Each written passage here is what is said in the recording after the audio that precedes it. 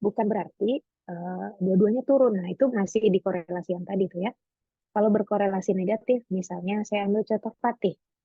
Fatih misalnya punya, pasti mungkin teman-teman punya kecemasan ya saat belajar ya. Cemas takut ditunjuk, cemas takut disuruh menjelaskan kepada teman-teman dan lain sebagainya. Nah, kecemasan ini bisa menjadi variabel yang entah positif entah negatif, itu tergantung kepada teman-teman. Kalau dia berkorelasi negatif, artinya jika kecemasannya turun, misalnya Fatihillah tidak merasa cemas mengikuti mata kuliah, semua mata kuliah. Biasanya hasil belajarnya naik gitu. Seperti itu. Jadi berbeda dengan variabel motivasi tadi. Kalau motivasinya naik, berarti nilai belajarnya ikut naik. Tapi kalau berkorelasi negatif, motivasi maaf, apa tadi kecemasannya turun. Nah, biasanya hasil belajarnya naik. Nah, itu artinya dia sebaliknya. Variabel X-nya turun, variabel Y-nya naik gitu. Jadi itu yang dikatakan berkorelasi negatif. Tapi kalau hasilnya nol, jadi kalau di penghitungan itu, kalau dia ke kanan, berarti menuju angka 1, berarti dia berkorelasinya positif.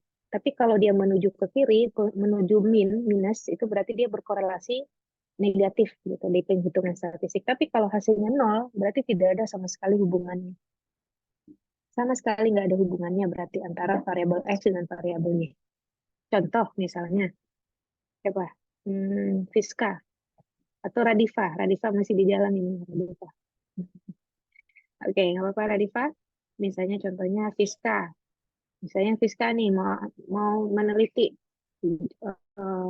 hubung misalnya jumlah kurma yang dimakan terhadap keterampilan berbicara bahasa Arab. Nah, itu kalau dihitung ada nggak hubungannya? Jumlah kurma yang dimakan terhadap keterampilan berbicara bahasa Arab. Nah, kalau dihitung bisa jadi dia ada di nol, angkanya nol. Dia nggak berkorelasi negatif, tidak berkorelasi positif, gitu. Ya, jadi kalau nol, nah berarti dia tidak ada hubungannya sama sekali. Tidak ada kaitannya dengan motivasi belajar. Ya, tidak ada kaitannya dengan hasil belajar. Gitu, ya. Nah, jadi kalau penelitian korelasional, variabel X-nya itu variabel yang dinamis. Eh, apa kemarin istilahnya Paulina ya? Dikotomi. Atau kalau saya lebih menggunakannya istilah dinamis. Dinamis kenapa? Ya, yang membedakan antara korelasional dengan ex post facto. Variabel X untuk di penelitian korelasional itu sifatnya dinamis. Dia bisa berubah-ubah. Motivasi bisa berubah-ubah. Motivasi belajarnya Fadlia mungkin di empat mata kuliah di hari ini motivasinya mungkin beda-beda. Yang pelajaran pertama tadi mungkin motivasinya sangat tinggi. Pembelajaran kedua cukup tinggi. Ketiga menurun. Keempat apa gitu. Kecemasan kan juga naik turun. Ya kan? Tergantung kalau nggak disuruh ya nggak cemas gitu. Nah, variabel yang di penelitian korelasional itu yang seperti itu. Variabel X-nya itu adalah variabel yang memungkinkan masih adanya perubahan. Tapi kalau di penelitian ex post facto, variabel X-nya sudah terjadi. Variabel X-nya sudah terjadi. Tidak bisa dimanipulasi, tidak bisa naik turun. Contohnya misalnya uh, usia. Misalnya usia. Yang mau diteliti misalnya pengaruh usia terhadap hasil belajar apa misalnya gitu. Ya, mungkin mau diteliti perbedaan antara mahasiswa yang usianya masih remaja dengan mahasiswa yang usianya sudah dewasa, yang baru mempelajari bahasa Arab gitu. Ya, jadi variabel untuk expose faktor itu variabelnya sudah terjadi dan tidak bisa tidak naik turun. Jadi variabelnya sudah variabel yang diskrit, sudah pasti gitu. Variabel jenis kelamin itu tidak bisa diubah-ubah, sudah terjadi. Variabel latar belakang pendidikan SMA sudah terjadi. Saya nggak bisa meminta Hanan untuk Hanan saya mau teliti kamu alumni pesantren. Terus saya minta kamu pindah dulu jadi alumni SMA nggak bisa karena sudah terjadi. Tapi kalau motivasi bisa. Kalau motivasi kan masih bisa berubah-ubah. Nah, bedanya korelasional dengan ex post facto, variabel X-nya itu salah satu cirinya. Kalau ex post facto, variabel X-nya sudah terjadi. Gitu. Nah, tinggal ditentukan mau variabel Y-nya apa. Tapi kalau korelasional, variabel X-nya masih berlangsung dan bisa naik turun, bisa berubah-ubah gitu ya. Oke, nah sebelum ke penjelasan lebih lanjut, tadi saya sudah cek ada Bintang. Bintang sudah hadir? Bintang belum hadir ya? Tadi saya lihat ada di Zoom tadi. Oh, sudah ya. Ada Bintang, ada Fatih, Anina, Radifa, dengan Rida. Rida juga sudah hadir ya. Oke, silakan. Siapa yang mau jadi moderator?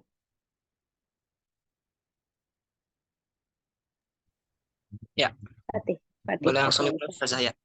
Ya, boleh Oke. langsung. Ditayangkan dulu Ya, ini share screen-nya, PowerPoint-nya.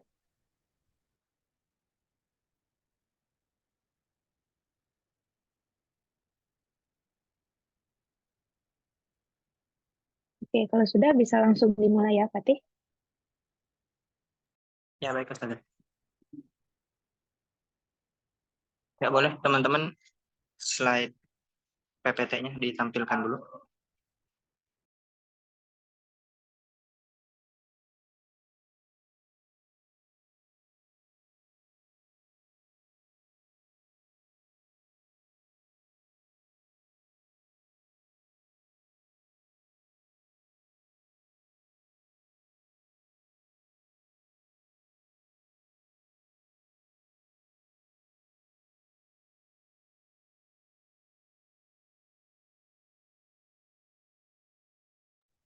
Untuk makalah kelompok bisa dicek ya, di Google Classroom sudah ada.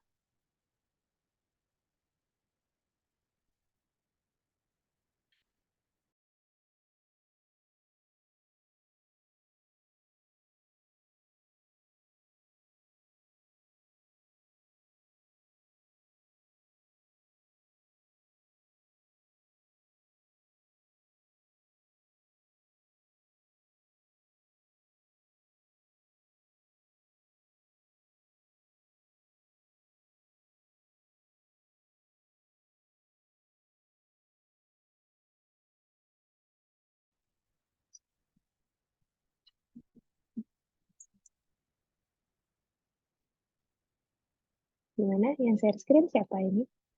Fatih?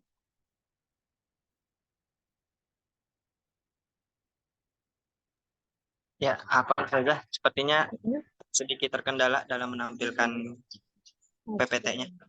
Iya. Yang menampilkan siapa, Fatih? Yang menampilkan Bintang atau Hanina ya? Bintang atau Bin. Hanina ya? Oke.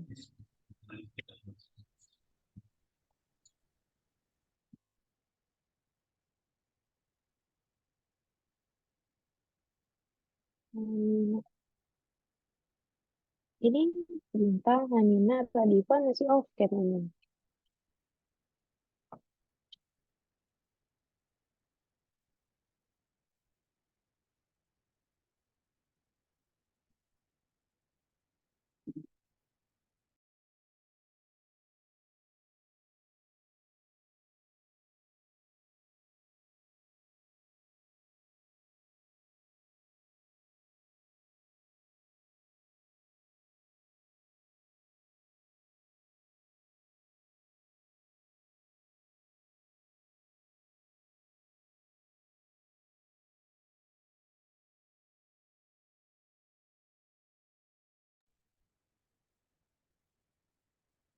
Ada, oh ya sudah ya. Saya bisa ya, Rida. Ya, silakan. Fatih. Ya, baik. Pertama-tama yang sangat kami hormati yaitu Profesor Dr.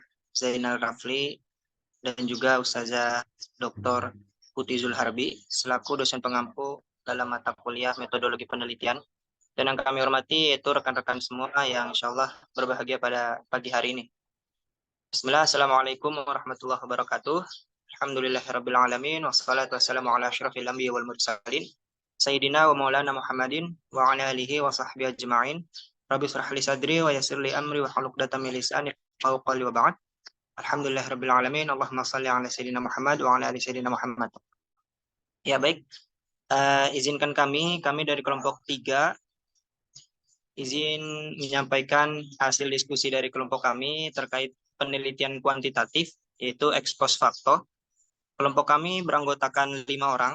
Yang pertama ada Fatihillah Anwar, kemudian yang kedua ada Muhammad Radifa, yang ketiga ada Bintang Paramita, kemudian ada Hanina Afifatun, dan yang terakhir ada Rida Putri. Ya, untuk presentasi selanjutnya akan disampaikan oleh rekan kami.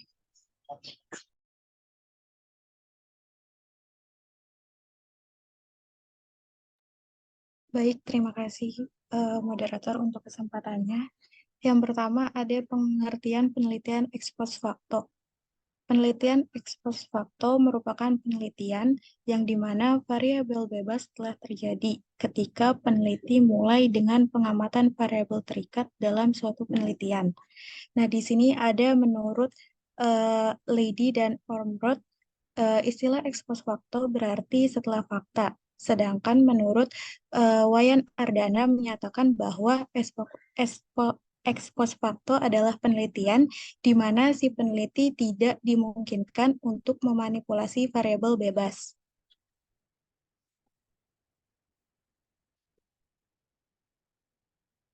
Yang selanjutnya ada menurut Soekardi. Menurut Soekardi, ex post facto adalah suatu penelitian yang dilakukan untuk meneliti peristiwa yang telah terjadi dan kemudian melihat ke belakang untuk mengetahui faktor-faktor yang dapat menimbulkan kejadian tersebut. Nah, dari beberapa pendapat para ahli ini dapat ditarik sebuah kesimpulan bahwa penelitian ex post facto merupakan hubungan sebab akibat yang tidak dimanipulasi atau diberi perlakuan oleh peneliti. Yang pembahasan kedua ada karakteristik dari penelitian ex post facto. Yang pertama, data dikumpulkan setelah semua peristiwa terjadi. Yang kedua, variabel terikat ditentukan terlebih dahulu, kemudian baru menemukan sebab, hubungan, dan juga maknanya. Yang ketiga, penelitiannya deskriptif, di mana menjelaskan penemuannya sebagaimana yang telah diamati. Yang keempat, penelitiannya korelasional, yaitu mencoba menemukan hubungan kausal atau hubungan sebab akibat fenomena yang sedang diteliti. Yang kelima, penelitian eksperimental dan ex post facto, dasar logika yang digunakan dan tujuan yang ingin dicapai itu sama, yaitu menentukan validitas empiris. Nah, validitas empiris ini merupakan sebuah instrumen yang diuji dengan cara membandingkan antara kriteria yang ada pada instrumen dengan fakta-fakta empiris yang ada di lapangan. Atau bisa disebut juga validitas empiris ini ialah instrumen dapat dikatakan memiliki validitas empiris apabila sudah diuji dari pengalaman atau dengan sesuatu pengalaman atau penemuan yang kita temukan di lapangan. Nah, yang keenam, penelitian ex post facto dilakukan jika dalam beberapa hal penelitian eksperimen tidak dapat dilaksanakan. Nah, di sini ada 3 hal. Yang pertama yaitu jika tidak mungkin untuk memilih, mengontrol, dan memanipulasi faktor-faktor yang diperlukan untuk meneliti hubungan sebab akibat secara langsung. Yang kedua, jika kontrol semua variabel tidak realistis. Maksudnya, kesulitan mencegah interaksi yang normal dengan variabel lain yang mempengaruhi. Dan yang ketiga, jika kontrol secara laboratori untuk beberapa tujuan tidak praktis, baik dari segi biaya maupun etika.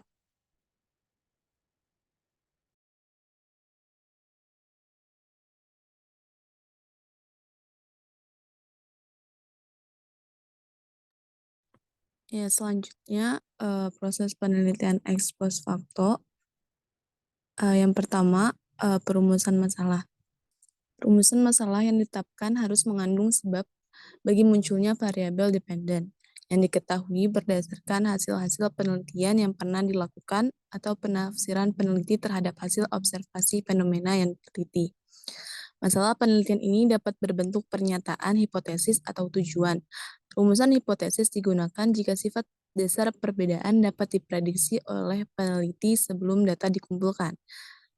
Sedangkan rumusan pernyataan tujuan digunakan bila peneliti tidak dapat memprediksi perbedaan antar kelompok subjek yang dibandingkan dalam variabel tertentu. Dan yang kedua, hipotesis. Setelah masalah dirumuskan, peneliti harus mampu mengidentifikasikan tandingan atau alternatif yang mungkin dapat menerangkan hubungan antar variabel independen dan dependen. Yang ketiga, pengelompokan data. Penentuan kelompok subjek yang akan dibagi. Pertama-tama, kelompok yang dipilih harus memiliki karakteristik yang menjadi konsen penelitian. Selanjutnya, peneliti memilih kelompok yang tidak memiliki karakteristik tersebut atau berbeda tingkatannya. Dan yang keempat, pengumpulan data. Hanya data yang diperlukan yang dikumpulkan, baik yang berhubungan dengan variabel dependen maupun berkenaan dengan faktor yang dimungkinkan munculnya hipotesis tandingan. Karena penelitian ini menyelidiki fenomena yang sudah terjadi, seringkali data yang diperlukan sudah tersedia, sehingga peneliti tinggal memilih sumber yang sesuai. Di samping itu, berbagai instrumen seperti tes angket interview dapat digunakan untuk mengumpulkan data bagi peneliti. Dan yang kelima, analisis data. Teknis analisis data yang digunakan serupa dengan yang digunakan dalam penelitian diferensial maupun eksperimen, di mana perbandingan nilai 7 variabel dependen dilakukan antar kelompok subjek atas dasar faktor yang menjadi konsen. Hal ini dapat dilakukan dengan teknik analisis uji T independen atau ANAVA, tergantung dari jumlah kelompok dari faktor tersebut. Apapun teknik analisis statistik inferensial yang digunakan, biasanya analisis tersebut diawali dengan perhitungan nilai rata-rata atau mean dan standar deviasi untuk mengetahui antar kelompok secara deskriptif. Dan yang terakhir, penafsiran hasil. Pernyataan sebab akibat dalam penelitian ini perlu dilakukan secara hati-hati. Kualitas hubungan antar variabel independen dan dependen sangat tergantung pada kemampuan peneliti untuk memilih kelompok perbandingan yang homogen dan keyakinan bahwa munculnya hipotesis tandingan dapat dicegah. Kemudian ada dua macam ex post facto. Yang pertama, casual research atau penelitian korelasi. Itu suatu penelitian yang melibatkan tindakan pengumpulan data guna menentukan apakah ada hubungan dan tingkat hubungan antar dua variabel atau lebih.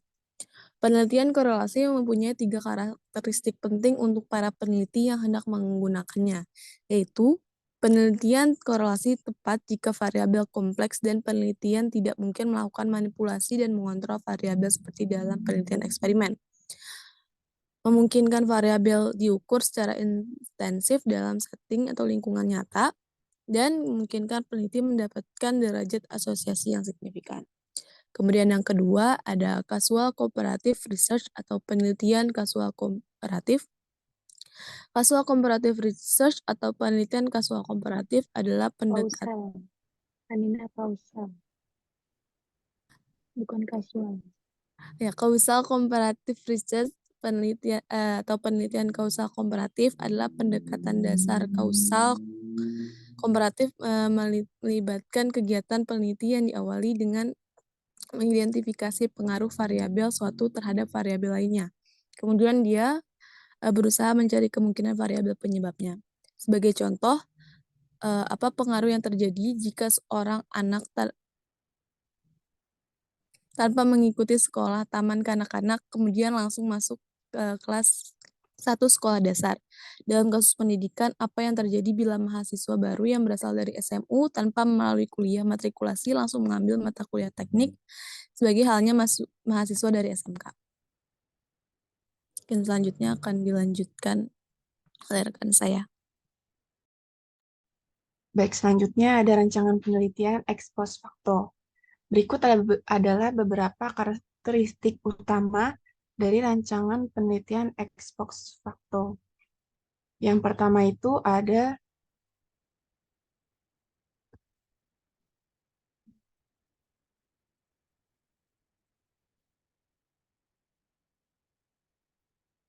Yang pertama itu ada variabel tidak dapat dimanipulasi. Dalam penelitian ex post facto, peneliti tidak dapat peneliti tidak memiliki kendali atau kemampuan untuk mengubah atau memanipulasi variabel independen. Variabel independen adalah variabel yang menjadi fokus penelitian. Yang kedua ada penelitian retrospektif. Penelitian ini seringkali bersifat retrospektif, yang berarti data dikumpulkan dari peristiwa yang sudah terjadi di masa lalu. Penelitian ini cocok untuk mengkaji fenomena-fenomena yang tidak dapat diulangi atau dimanipulasi. Yang ketiga ada analisis hubungan. Tujuan utama penelitian ex post facto adalah untuk menganalisis hubungan atau korelasi antara variabel-variabel yang sudah ada. Ini dapat melibatkan hubungan atau korelasi antara variabel-variabel yang sudah ada. Ini dapat melibatkan identifikasi faktor-faktor yang berkontribusi terhadap hasil tertentu atau memahami dampak variabel independen pada variabel dependen.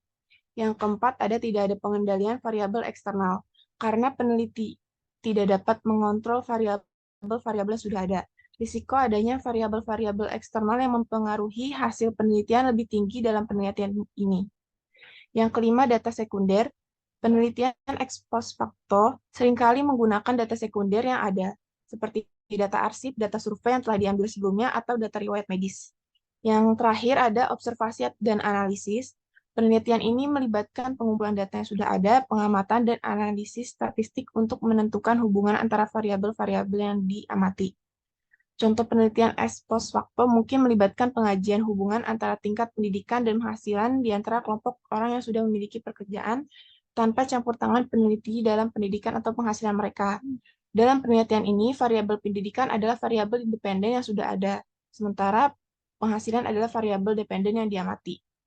Meskipun penelitian ex post facto memiliki keterbatasan dalam hal kontrol variabel dan sebab akibat, mereka masih dapat memberikan wawasan yang berharga tentang hubungan antara variabel-variabel tertentu dalam konteks di mana eksperimen tidak mungkin atau tidak etis dilakukan. Selanjutnya ada contoh judul dan pembahasan penelitian ex post facto yang akan dijelaskan oleh rekan saya. Kepada Ahira Diva dipersilakan.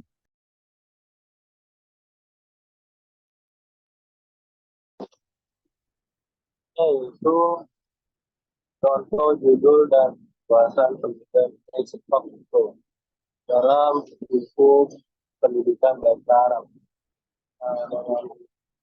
Judul pengaruh media film berbahasa Arab terhadap peningkatan kemampuan istimewa mahasiswa pendidikan bahasa Arab di Universitas Negeri Jakarta.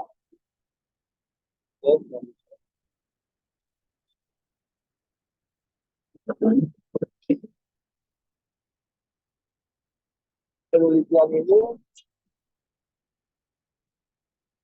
terangkat dari sebuah kepribadian di mana banyaknya mahasiswa yang tidak bisa berkomunikasi menggunakan bahasa Arab, terkhusus pada mahasiswa jurusan pendidikan bahasa Arab. Penelitian ini bertujuan untuk membuktikan pengaruh media film peningkatan mahasiswa pendidikan bahasa Arab di Inggris. Penelitian ini menggunakan pendekatan kuantitatif dengan metode survei. Populasi dalam penelitian ini adalah mahasiswa jurusan pendidikan bahasa Arab di Universitas Negeri Jakarta yang berjumlah 100 orang. Sampel dalam penelitian ini adalah 30 orang mahasiswa yang diambil secara random dan sampling. Teknik pengumpulan data menggunakan angket. Teknik analisis data menggunakan uji tes. Hasil penelitian menunjukkan bahwa ada pengaruh media film bahasa Arab terhadap peningkatan kemampuan istimewa mahasiswa pendidikan bahasa Arab di Inggris. Oke, selanjutnya. Saya kembalikan ke moderator. Ya baik, terima kasih kepada rekan-rekan saya, yaitu Bintang, Rida, Hanina, dan Radifa yang telah menyampaikan presentasi kami. Ya, sekian presentasi dari kelompok kami. Selanjutnya akan kami buka sesi tanya jawab. Kepada teman-teman yang ingin bertanya, dipersilakan untuk menyalakan fitur raise hand terlebih dahulu, ataupun bertanya melalui kolom chat Zoom jika terkendala jaringan ataupun situasi yang kurang kondusif. Untuk termin pertama, kita buka 3 penanya terlebih dahulu. Untuk teman-teman yang ingin bertanya, dipersilahkan.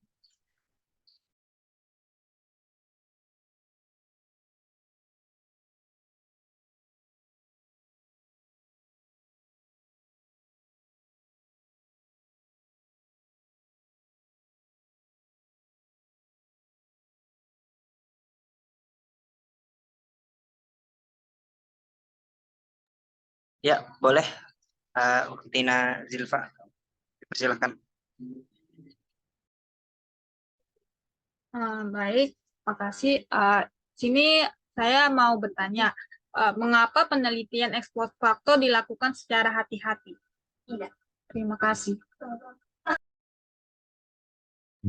Ya, apakah penelitian ekspos fakto, mengapa penelitian ekspos fakto dilakukan secara hati-hati? Baik. Ya, kepada teman-teman yang ingin bertanya, dipersilakan.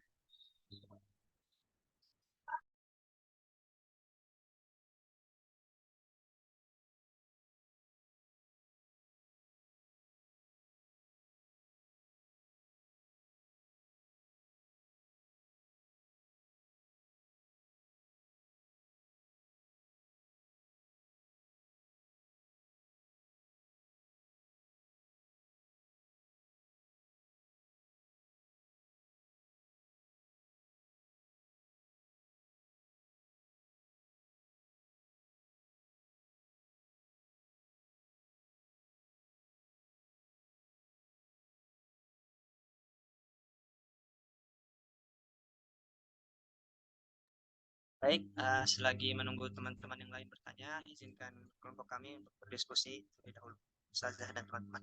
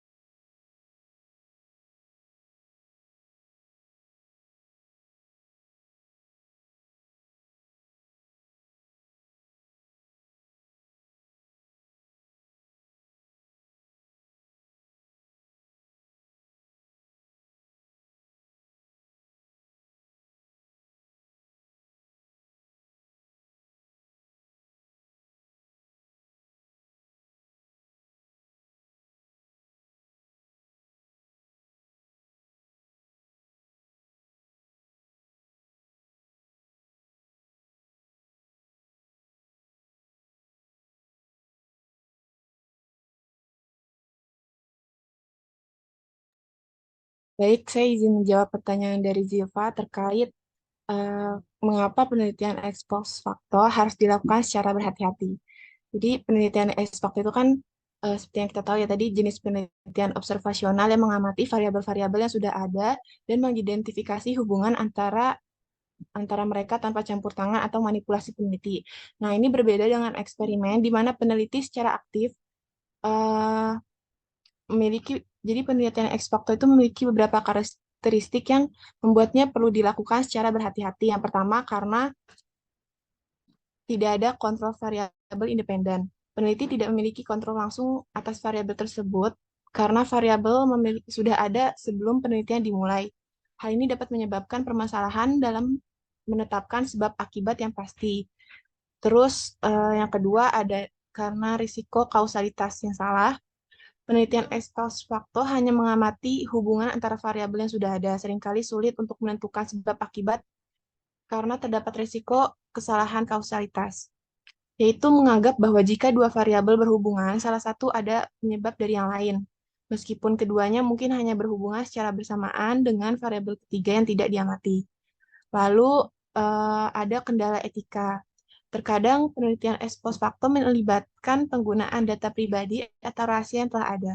Oleh karena itu, penelitian harus mematuhi etika penelitian seperti hak privasi dan izin dari subjek yang bersangkutan. Lalu ada keterbatasan dalam menarik kesimpulan, karena berbagai faktor kontributor yang mungkin tidak teramati atau tidak diukur dalam penelitian ex post facto, kesimpulan yang diambil dari penelitian ini seringkali bersifat deskriptif atau bersifat korelasional daripada kausal. Ini membatasi kemampuan penelitian untuk menjelaskan mekanisme sebab akibat. Yang kelima ada kemungkinan bias. Data yang digunakan dalam penelitian ex post facto mungkin mengandung bias seperti bias pemilihan atau pengukuran. Kualitas data dan pengukuran yang kurang akurat dapat memengaruhi validitas hasil penelitian. Yang terakhir, karena dikendalikan oleh faktor-faktor eksternal. Variabel-variabel dalam penelitian ex post facto dapat dipengaruhi oleh faktor-faktor eksternal yang tidak dapat dikendalikan oleh peneliti. Ini bisa membuat sulit untuk mengisolasi hubungan antara variabel yang diminati. Oke, jadi dengan mempertimbangkan semua kendala dan risiko tersebut yang tadi sudah saya paparkan, penelitian ex post facto harus dilakukan secara berhati-hati. Peneliti harus memahami batasan dan potensi kesalahan dalam metodenya dan berusaha menginterpretasikan hasil dengan hati-hati. Selain itu, penting untuk menjaga akurasi dan integritas data yang digunakan dalam penelitian ini, serta menghormati etika penelitian dan privasi subjek. Apakah dapat terjawab, Dilva? Ya, terjawab pertanyaannya. Terima kasih, Bintang. Baik, terima kasih. Ana kembalikan ke moderator. Ya, terima kasih Ukti Silva atas pertanyaan dan Bintang atas jawabannya. Selanjutnya, pada teman-teman yang ingin bertanya, Ana persilahkan.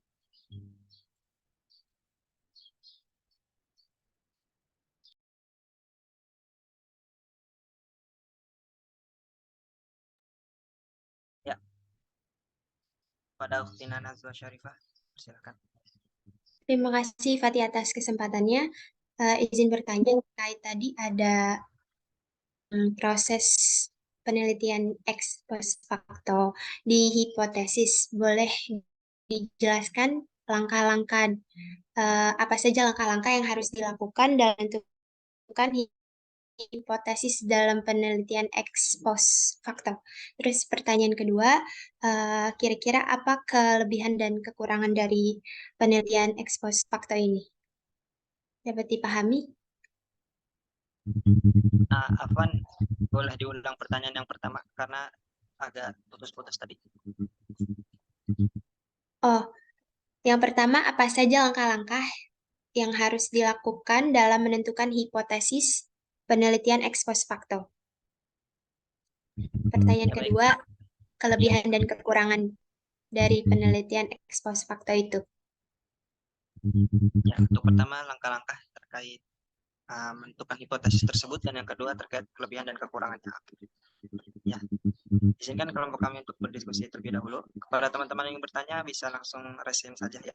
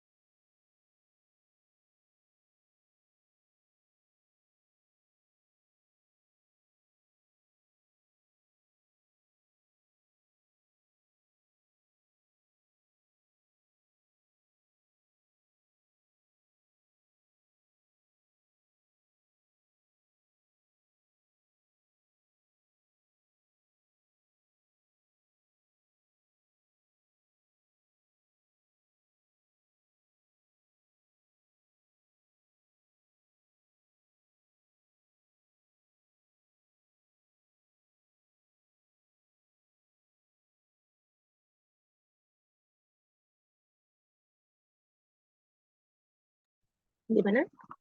Sudah menemukan jawaban?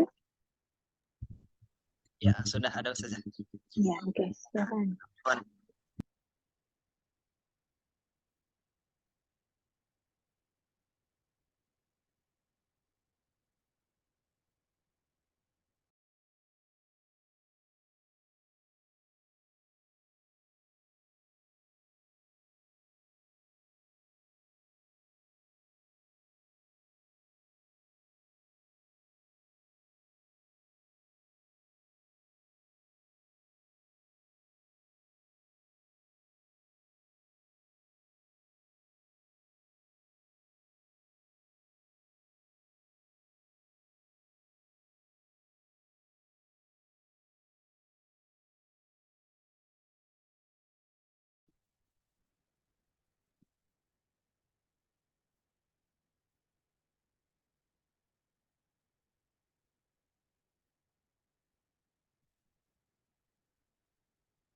Silakan, Fatih.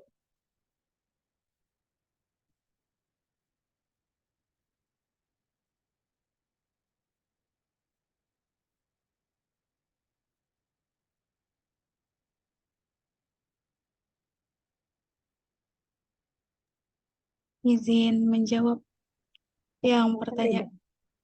Beda. Iya Ustazah, izin menjawab pertanyaan Najwa yang nomor 2 terlebih dahulu, yaitu tentang kelebihan dan kelemahan dari penelitian ex post facto.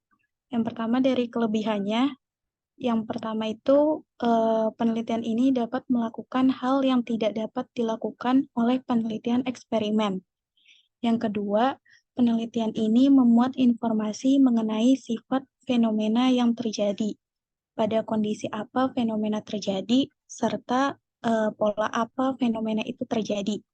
Yang ketiga, kelebihannya adalah desain ex post facto lebih bertahan karena kemajuan dari teknik statistik.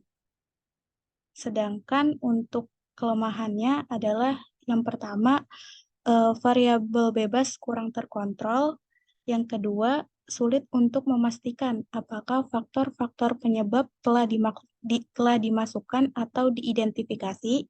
Yang ketiga, tidak ada faktor tunggal yang menjadi sebab suatu akibat, tetapi beberapa kombinasi dan interaksi faktor-faktor berjalan bersama di bawah kondisi tertentu menghasilkan akibat tertentu. Yang keempat, suatu fenomena mungkin bukan saja hasil dari sebab yang banyak, tetapi juga dari satu sebab dalam satu hal dan dari sebab yang lain. Yang kelima, jika terdapat hubungan antara dua variabel, maka sulit dibedakan antara sebab dan akibat. Yang keenam, tidak harus menyatakan hubungan sebab akibat apabila menemukan kenyataan yang menunjukkan dua atau lebih faktor yang berhubungan. Yang ketujuh yaitu mengklasifikasikan subjek ke dalam kelompok dikotomi, misalnya yang berprestasi dan yang tidak berprestasi untuk tujuan komparasi atau perbandingan penuh dengan masalah. Karena kategori seperti ini adalah samar-samar, dapat bervariasi dan juga sifatnya sementara. Yang kedelapan, penelitian komparatif dalam situasi yang alami tidak memberikan seleksi subjek yang terkontrol. Sulit untuk menempatkan kelompok subjek yang sama dalam segala hal, kecuali pemaparan mereka terhadap satu variabel. Apakah sudah terjawab, Najwa? Ya, sudah terjawab, Rida. Terima kasih.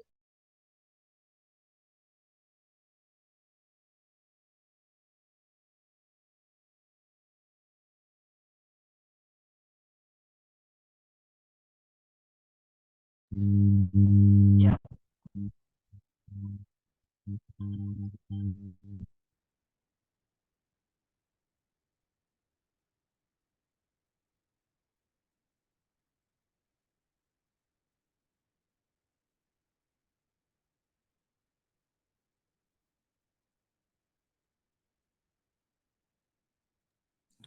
Ya, untuk pertanyaan Najwa yang pertama tentang langkah-langkah hipotesis, izin menjawab ya.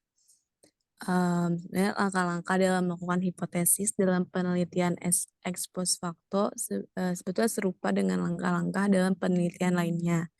Namun dengan beberapa pertimbangan khusus, mengingat sifat penelitian ex post facto yang mengamati hubungan antara variabel-variabel yang sudah ada tanpa campur tangan peneliti. Untuk langkah-langkahnya, yang pertama ada identifikasi masalah penelitian. Kemudian yang kedua, review literatur. 3, identifikasi variabel independen dan dependen. Yang keempat, membuat hipotesis. Kemudian yang kelima, desain penelitian. Yang keenam, kumpulkan dan analisis data. Yang ketujuh, interpretasi hasil. Yang kedelapan, kesimpulan dan implikasi. Yang kesembilan, penulisan laporan penelitian. Dan yang ke-10, pengujian hipotesis. Untuk Najwa gimana, apa sudah terjawab untuk pertanyaan pertamanya? Iya, sudah terjawab. Terima kasih, Anina. Ya, terima kasih juga. Oke, baik. Saya ambil alih ya. Berarti terdengar suara saya, teman-teman? Ya, baik. Terima kasih Naje atas pertanyaannya dan juga Bintang sama Hanina atas jawabannya. Ya, untuk teman-teman yang ingin bertanya, dipersilakan untuk satu penanya lagi. Saya kira cukup, berarti 2 penanya sudah cukup ya. Oke, saya lanjutkan Oh ya, ya. kita Oke, cukupkan saja ya. iya, oke. Nanti ditutupnya Ya, nanti. Saya kasih kita penjelasan cukupkan dulu. presentasi dari Nggak kelompok kedengeran kami, yaitu mungkin. kelompok 3, atas penyampaian Iya. presentasinya. Ya, selanjutnya saya kembalikan ke Ustazah. Terima kasih.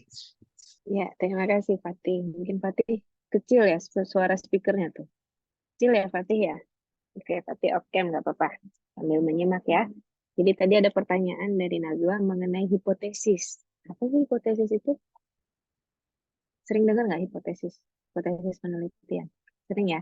Nah, jadi kalau di penelitian kuantitatif, sering muncul namanya hipotesis.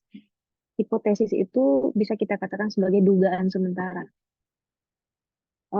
Najwa menduga-duga jika ada hubungannya nih, ada pengaruhnya nih, latar belakang pendidikan seseorang yang masuk ke PBAUNJ terhadap keterampilan berbicaranya.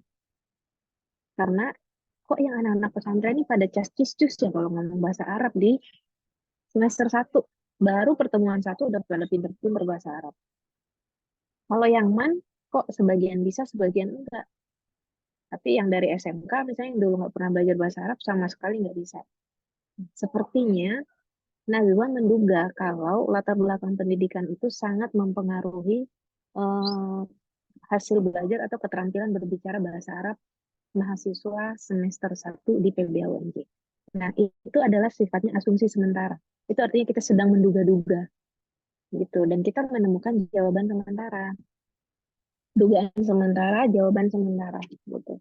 Nah, jadi kalau dalam penelitian kuantitatif itu ada hipotesis penelitian itu tadi dugaan sementara atau jawaban sementara kita terhadap apa yang ingin kita teliti. Kan masih sementara. Kapan jawaban itu menjadi tepat, menjadi pas, menjadi sesuai saat penelitiannya sudah dilakukan. Jadi penelitian kuantitatif apa? Penelitian untuk membuktikan. Nah, jadi jawaban kita terbukti atau tidak nih. Nah, jadi kalau jawabannya terbukti, berarti hipotesis kita benar. Gitu. Jadi hipotesis itu bisa kita katakan sebagai apa? Dugaan sementara. Jadi setiap variabel-variabel yang kita ajukan dalam penelitian, contohnya misalnya motivasi belajar itu mempengaruhi hasil belajar, ya itu masih hipotesis. Motivasi yang bagaimana? Kecemasan belajar bisa berpengaruh terhadap nilai, ya kecemasan yang bagaimana gitu. Itu kita sedang berhipotesis gitu. Ya. Nah, kalau tadi ada pertanyaannya Zilfa, kenapa kok kalau penelitian expose faktor harus berhati-hati? Sebenarnya semua penelitian itu harus berhati-hati. Karena jangan sampai penelitiannya expose faktor, tapi ternyata itu eksperimen. Gitu. Kenapa? Karena Kalau penelitian korelasional itu biasanya diawali dengan hubungan. Hubungan variabel X terhadap variabel Y. Tapi kalau ex post facto diawali dengan pengaruh. Kata pengaruh ini identik dengan penelitian eksperimen. Gitu. Jadi untuk judul itu kata pengaruh itu digunakan di penelitian ex post facto. Jadi misalnya pengaruh jenis kelamin terhadap kemampuan berbicara bahasa Arab. Pengaruh apa misalnya latar ekonomi. Mungkin bisa jadi ya latar ekonomi atau jarak tempuh ke kampus. Nah, pengaruh jarak tempuh ke kampus terhadap motivasi belajar. Karena misalnya Bintang menduga-duga kalau yang rumahnya jauh dari kampus pasti sampai kampus sudah lelah dan motivasinya turun. Tapi yang rumahnya dekat, mungkin dia masih semangat sampai kampus. Nah, itu namanya hipotesis, tuh, dugaan sementara. Bagaimana membuktikannya? Ya dilakukan penelitian. Gitu. Nah, jadi, kalau penelitian korelasional menggunakan kata hubungan di awalnya, jadi jawaban dari hipotesisnya ada hubungan antara variabel X dengan variabel Y. Hubungannya sekuat apa gitu. Misalnya hubungannya 60% kuat dan hubungannya negatif atau positif gitu kan. Kan jawabannya begitu dari hipotesis itu untuk korelasional.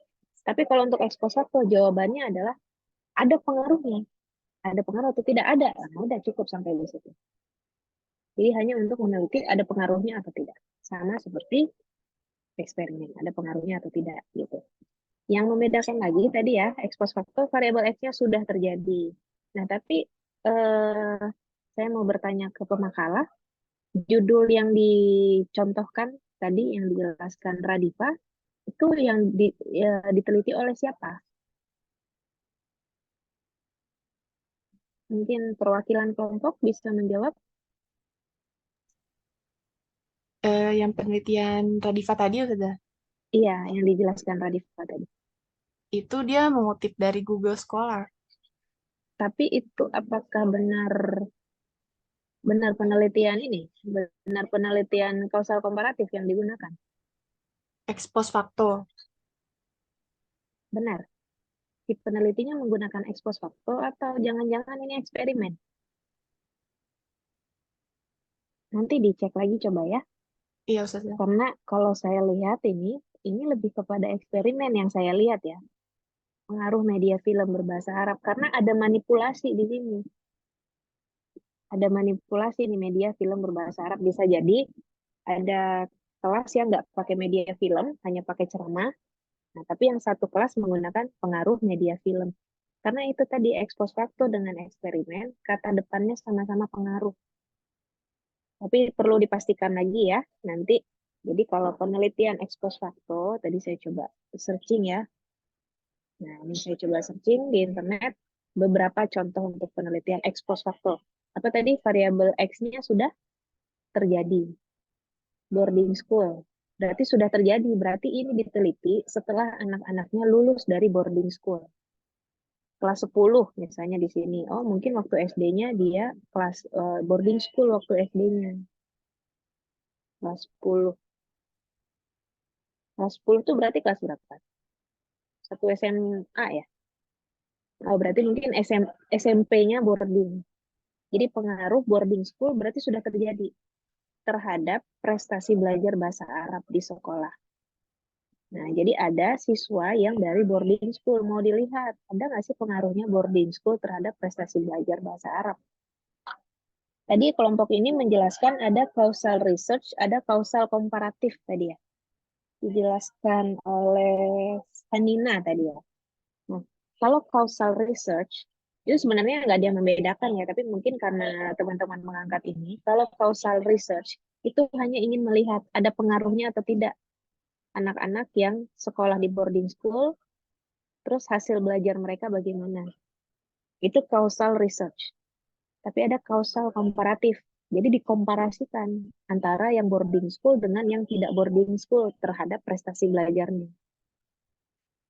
Gitu. Jadi itu causal komparatif. Berarti dikomparasikan, dikompar mana yang lebih baik prestasi belajarnya. Tapi kalau penelitian causal saja, causal research, itu mungkin hanya ingin melihat ada pengaruhnya nggak antara anak yang lulus dari boarding school sama prestasi belajarnya, variabel Y ini. Hanya ingin melihat ada pengaruh atau tidak. Tapi kalau kausal komparatif ingin melihat pengaruhnya prestasi belajarnya anak yang dari pesantren boarding school dengan yang non boarding school mau dibandingkan. Makanya tadi ada dijelaskan survei ya jadinya. Jadi seperti deskriptif mendeskripsikan akhirnya.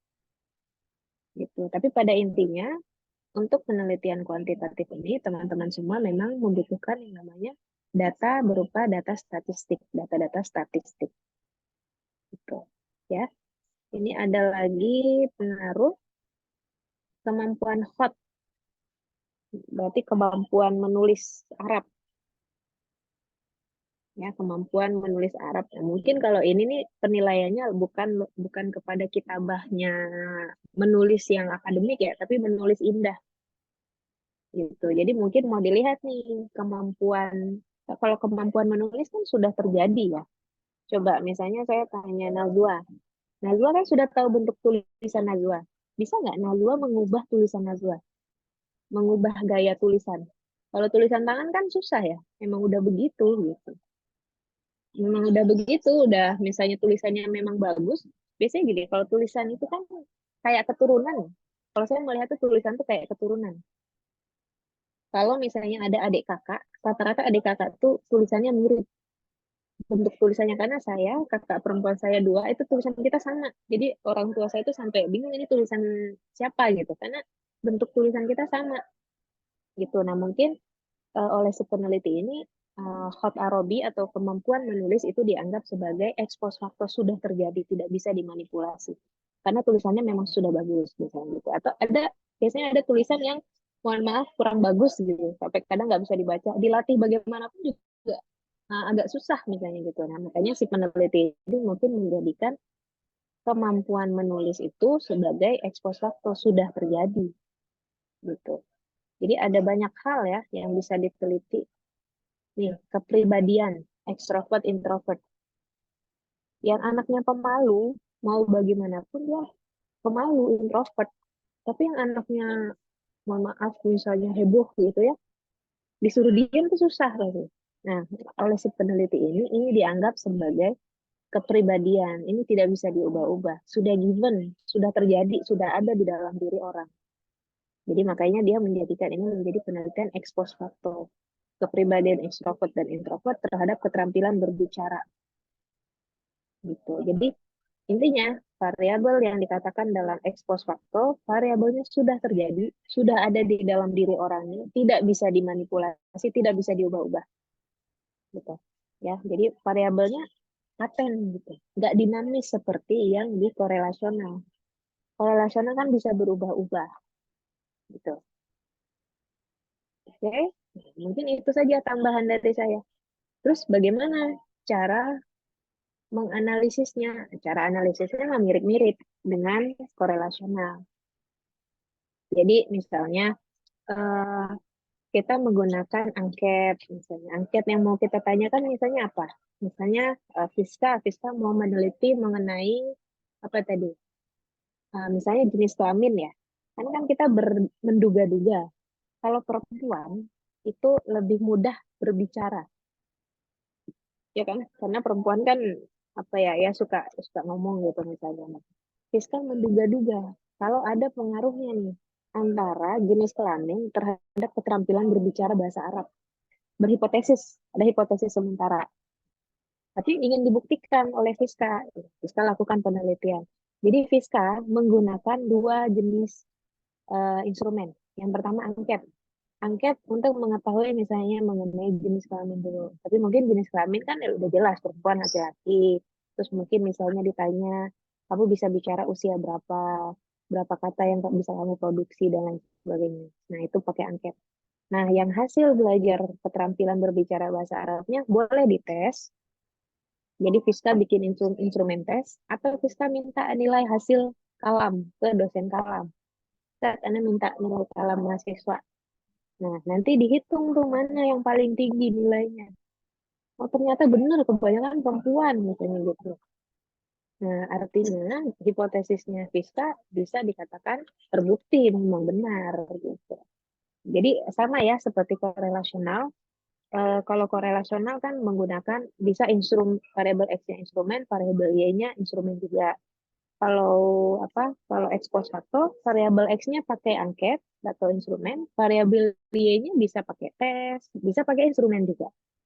Gitu. Sesuai kebutuhan apa yang ingin diteliti. Gitu ya. Jadi sebenarnya yang membedakan korelasional ex post facto itu aja. Variabel X-nya korelasional itu masih berlangsung, masih berubah-ubah, masih dinamis. Tapi kalau ex post facto sudah terjadi, sudah ada di dalam diri orangnya, tidak bisa dimanipulasi, tidak bisa diubah-ubah, dan sudah tidak akan berubah. Variabel gaji. Saat penelitian berlangsung, misalnya gajinya, misalnya Radifa sudah kerja. Nah, gajinya Radifa misalnya berapa ya? Misalnya 5 juta. Gitu. Nah, saat penelitian itu berlangsung, ya udah, gaji Radifa yang di angka 5 juta itu. Dia sebenarnya kan gaji kan akan naik terus ya, misalnya. Nah, tapi saat penelitian itu berlangsung kan gaji Radifa tidak berubah-ubah, kadang bulan berapa, bulan depan berapa gitu kan. Jadi variabel pemasukan misalnya gaji, nah itu variabel yang ex post facto, nggak bisa diubah-ubah, gitu, nggak bisa dimanipulasi juga. Gitu. Oke, bisa dipahami teman-teman? Mudah-mudahan bisa dipahami ya. Oke, sudah ada 2 metode yang bisa teman-teman gunakan untuk melakukan penelitian korelasional dengan ex post facto. Pekan depan kita bahas mengenai eksperimen. Jadi kalau eksperimen, ini penelitian yang ada istilah manipulasi di dalamnya. Maksudnya manipulasi seperti apa? Nanti kita bahas di pertemuan yang akan datang ya. Nah, eksperimen itu dia terbagi-bagi lagi desainnya. Desain eksperimennya terbagi-bagi lagi. Ada yang pakai pretest post test. Waktu Korea ada pretest post test nggak? Korea Arabiah. Udah ikut Korea kan semua? Nah, ada pretest post test nih. Ada. Nah, mungkin itu bisa jadi penelitian eksperimen. Ada pretest post test. Ada yang eksperimen tidak pakai pretest post test, tapi pakai kelas eksperimen dengan kelas kontrol. Gitu. Nah, kita bahas deh pekan yang akan datang. Gitu ya. Jadi kalau eksperimen itu adalah penelitian yang ada kata manipulasi gitu. Ada kata manipulasi di dalamnya. Terus memiliki berbagai macam desain. Nah, desain itu teman-teman bisa pilih satu saja. Ada yang pra-eksperimental, ada yang kuasi-eksperimental. Tinggal pilih pra-eksperimental ada 2 desain. Kuasi-eksperimental saya lupa kalau nggak salah ada 3 atau 4. Bisa dipilih salah satunya. Desain mana yang paling cocok atau desain mana yang ingin teman-teman lakukan. Gitu ya. Oke, kita beri reaksi tepuk tangan untuk makalah hari ini. Sudah menyajikan makalah dengan baik dan bisa menjawab pertanyaan dengan baik juga. Oke ya. Ini yang tidak hadir Aska ya. Dengan Aska, Efkar dengan Yasmin ya. Yasmin izin Ustazah. Oh, Yasmin izin. Oke. Oke, baik. Yang lain sudah saya isi kehadirannya. Bisa kita akhiri, teman-teman? Atau ada pertanyaan?